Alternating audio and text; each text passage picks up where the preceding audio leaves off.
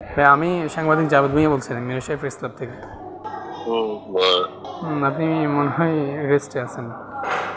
আমি একটা বিষয় নিয়ে কথা বলতে চাচ্ছিলাম, সেটা হচ্ছে যে সম্প্রীতিতেও যে বিএনপির দুই গ্রুপের অনেক সংঘর্ষ হচ্ছে, সেক্ষেত্রে গতকাল বিশেষ করে গতকালকের ঘটনায় সংঘর্ষের সময় পুলিশের উপস্থিতি ছিল কিনা বা কেমন ছিল?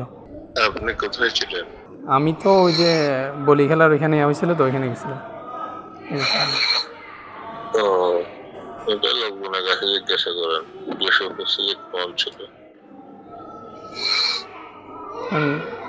স্যার, আপনার দৃষ্টিতে যে বরাবর সহিংসতা হচ্ছে, এটার মূল কারণ কি হতে পারে?